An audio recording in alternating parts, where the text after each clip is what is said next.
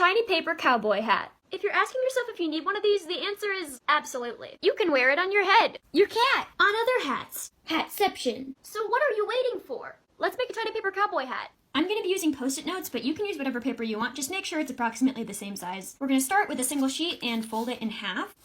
Next, we're going to fold up on this edge. It should look a little something like this. Mine is about a ½ centimeter, and essentially what we're doing is making this little divot on the top of the hat. Next, we're going to create the width of the crown of the hat. So we're going to be folding the corners up like this, creating a right angle on both sides. And if we flip this around, that is the crown of the hat. So we're just going to go ahead and unfold the whole thing. At this point, the folds that you have are going to look something like this. We're going to make these outer two vertical lines mountain folds, in the middle a valley fold so it looks like an M. Make all of the diagonal folds mountain folds as well. It'll look something like this, and we want to create that divot, but to do that, we need to make the outer part of that middle line a mountain fold while making the middle a valley. So these outer folds go in, this middle fold comes out, and the opposite for this divot here, so it's going to collapse like this.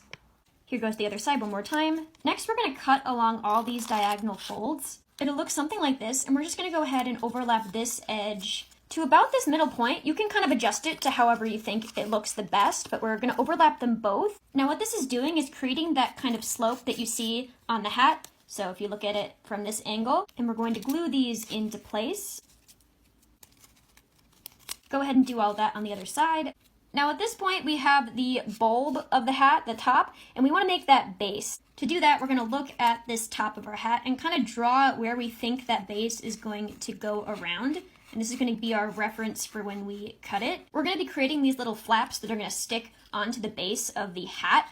But right now they're kind of long, so I'm just going to go ahead and trim this up a little bit. Now it looks a little bit more uniform, so we can go ahead and make those flaps. Go ahead and cut up to that line that you made all the way around, and then we're going to go around and fold on that line all the way through both layers. It'll look something like this. Go ahead and open that up and fold all of those flaps into the center. Take a piece of paper and we're going to trace that shape onto it.